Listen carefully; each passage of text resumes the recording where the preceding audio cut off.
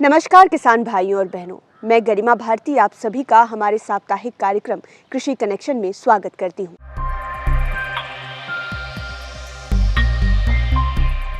जैसा कि आप सब जानते हैं कि हमारे इस कार्यक्रम के जरिए हम आपको खेती बाड़ी से जुड़ी हुई तकनीकी जानकारियाँ देते हैं। आज के इस एपिसोड में हम बात करेंगे जैविक उर्वरक यानी कि बायो फर्टिलाइजर्स के बारे में। इसके लिए चलते हैं असिस्टेंट प्रोफेसर व साइंटिस्ट डॉक्टर अजीत कुमार के पास। किसान भाई, जैसा कि आप जान रहे हैं कि हम लोग आजकल की खेती में अंधाधुंध रासायनिक उर्वरक का इस्तेमाल कर रहे हैं, जिसके चलते हमारी मिट्टी की संरचना बिगड़ रही है। मिट्टी में पानी को पकड़ के रखने की जो क्षमता है वो कम हो रही है और जो फसल का उत्पादन जितना मिलना चाहिए वो उतना उत्पादन नहीं मिल पा रहा है।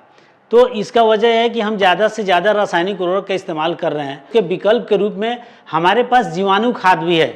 जो जीवाणु खाद, जैसे आप केमिकल उर्वरक के रूप में यूरिया का इस्तेमाल करते हैं, डीएपी का इस्तेमाल करते हैं, पोटास का इस्तेमाल करते हैं, उसी तरह से हमारे पास इन सारे रासायनिक उर्वरक का जैविक विकल्प है, जिसे बायो इनोकुलेंट या जीवाणु खाद के नाम से जाना जाता है। जिसमें यूरिया के विकल्प के रूप में हमारे पास राइजोबियम का कल्चर होता है, और जो कि दलहनी फसल के लिए हम लोग लगाते हैं। इसके अलावा यदि धान में लगाना है, गेहूं में के फसल में इस्तेमाल करना है, मक्के की फसल में इस्तेमाल करना है, तो उसके लिए एजोटोबैक्टर का बायो इनोकुलम इस्तेमाल करते हैं या एजोस्पिरिलम का इस्तेमाल करते हैं। यदि गन्ने की खेती हम करते हैं तो गन्ने की खेती में एसिटोबैक्टर नामक बैक्टीरिया का जीवाणु खाद हम लोग इस्तेमाल करते हैं, जिससे हमारे फसल की उत्पादकता बढ़ती है, मिट्टी स्वस्थ रहती है और इसका इन्वायरमेंट में कोई दुष्परिणाम नहीं है। और इसके लिए हमारे पास बहुत सारा हम लोगों के बीच में प्रोडक्ट है। जैसे आप देख रहे हैं, ये बोतल आप देख रहे हैं, ये हमारा लिक्विड बायो फर्टिलाइजर है एसिटोबैक्टर का, जो पार्टिकुलरली गन्ने की खेती में हम लोग इस्तेमाल करते हैं। यह जीवाणु खाद हम जानते हैं कि हम लोग दो तरह से बनाते हैं। कुछ कैरियर बेस्ड होता है, जो लिग्नाइट पाउडर या चारकोल पाउडर, जैसे आप ये देख रहे हैं मेरे किसान भाई, ये हमारा चारकोल पाउडर लिग्नाइट पाउडर पे बेस्ड बना हुआ बायो फर्टिलाइजर है, जीवाणु खाद जिसे कहते हैं। दूसरा हमारा ये वर्मी कंपोस्ट बेस्ड जीवाणु खाद है, जो कैरियर बेस्ड के आधार पर तैयार किया गया है। इसके अलावा हम लोग देखते हैं कि ये वर्मी कंपोस्ट बेस्ड हमारा बायो फर्टिलाइजर तैयार किया हुआ है, जिसको हम किसान बंधु इस्तेमाल करते हैं।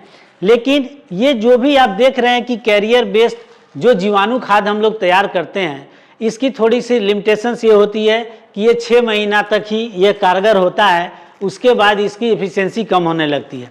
लेकिन जब हम ये बायो फर्टिलाइजर जो जीवाणु खाद के नाम से जाना जाता है, जो लिक्विड में है, तरल बेस पे है, इसका इस्तेमाल करते हैं तो इससे बहुत ज़्यादा फायदा होता है। इसमें सेल काउंट मेंटेन रहता है और ये लगभग 2 साल तक इसके क्वालिटी में कहीं कोई डिटोरेशन नहीं होता है। इसको लगाना बहुत ही आसान है। हमारे किसान बंधु सिंचाई जल के साथ आप दे सकते हैं, या कंपोस्ट का खाद आप इस्तेमाल करते हैं उसमें मिक्स करके देंगे, तो इससे हमारे फसल की उत्पादकता बढ़ती है। किसान बंधुओं की जानकारी के लिए समय समय पे हम लोग हमेशा इसका, देखिए ये फोल्डर के रूप में हम लोग इस्तेमाल करते हैं, जिसका किसान बंधु इस्तेमाल करके आप पढ़ सकते हैं। इसमें सारी विस्तृत जानकारी दी जाती है, हर जीवाणु खाद का कैसे कैसे इस्तेमाल करेंगे, किन किन फसलों के लिए है। हमारे किसान बंधु आप देखिए, एक फॉस्फेट सोलराइजिंग बैक्टीरिया का भी है, जो किसान बंधु डीएपी खाद का इस्तेमाल करते हैं। आप किसान बंधु, मैं बता दूं, डीएपी खाद यदि 100 किलो डीएपी खाद आप अपने खेती में इस्तेमाल करते हैं, तो उसमें से मात्र 20 से 25 किलो डीएपी खाद का फायदा खड़ी फसल को मिलता है, और लगभग 80 किलो डीएपी खाद आपके खेत में ही मिट्टी में ट्राई कैल्शियम फॉस्फेट के रूप में, अल्मुनियम फॉस्फेट के रूप में, जिंक फॉस्फेट के रूप में और घुलनशील पदार्थ के रूप में बदल जाता है, जिसका फसल उपयोग नहीं कर पाता है। लेकिन यदि आप ये हमारा जो पीला ढक्कन वाला आप लिक्विड बेस्ड बायो फर्टिलाइजर देख रहे हैं, ये फॉस्फेट सोलराइजिंग बैक्टीरिया होता है। इसका इस्तेमाल हमारे किसान बंधु करते हैं, तो इसकी खासियत होती है ये अपने उपापचयी क्रिया के द्वारा बहुत सारे कार्बनिक अम्ल का सिक्रीशन करते हैं, स्राव करते हैं, जिससे खेती में जो आपके मिट्टी में डीएपी और घुलनशील पदार्थ के रूप में बढ़ा हुआ है वो घुलनशील हो जाता है और पौधे उसका इस्तेमाल करते हैं। मेरे किसान बंधु, यदि आप इस जीवाणु खाद का इस्तेमाल करते हैं तो लगभग 30 से 40% तक आपकी उत्पादकता बढ़ जाती है और रासायनिक उर्वरक पे हमारी निर्भरता कम हो जाती है। इसके लिए हम देखिए, हम लोग अपने किसानों की सहूलियत के लिए अलग अलग ढंग से जीवाणु खाद का आप ढंग से आप देख सकते हैं। बोतल का ढक्कन से आप क्लियर हो जाएगा कि ये एसिटोबैक्टर का है, ये पीला वाला ढक्कन है तो ये पीएस फॉस्फेट सोलुलाइजिंग बैक्टीरिया का है। तो किसानों को समझने में कहीं दिक्कत ना हो, इस तरह से आप बोतल को भी देख करके आप इसकी इस्तेमाल कर सकते हैं। और इसको लगाने का मात्रा है, यदि आप ये लिक्विड वाला जीवाणु खाद का इस्तेमाल करते हैं तो इसके लिए 1 लीटर पर्याप्त होता है 1 एकड़ खेत के लिए।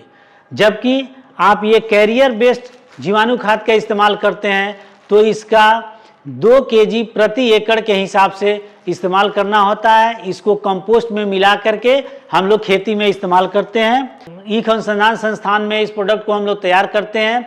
इसमें सबसे बड़ी बात होती है कि जो हम बैक्टीरिया का इस्तेमाल करते हैं वो प्योर स्ट्रेन होना चाहिए, और ये हमारे प्रयोगशाला में बहुत ही स्ट्रिक्ट सुपरविजन में ये तैयार किया जाता है। इसका सेल्फ लाइफ बहुत ज़्यादा होता है। इसमें 1 ml में 2 गुने 10 power 9 colony forming unit bacteria का होता है, इसलिए इसका क्वालिटी बहुत ही अच्छा है और इसका फसल उत्पादन में फ़ायदा मिलता है। तो किसान भाइयों, उम्मीद है आपको हमारे इस सप्ताह का कार्यक्रम पसंद आया होगा। हम हर सप्ताह कोशिश करते हैं कि खेती बाड़ी से जुड़ी हुई इसी तरह की तकनीकी जानकारियां आप तक लेकर आएं।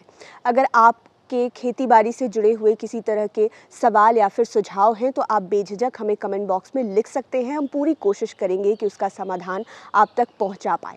अगर ये वीडियो आप सोशल मीडिया के माध्यम से देख रहे हैं तो हमारे वीडियो को अधिक से अधिक शेयर और लाइक करें। अगर यूट्यूब पर देख रहे हैं तो चैनल को सब्सक्राइब करें। धन्यवाद।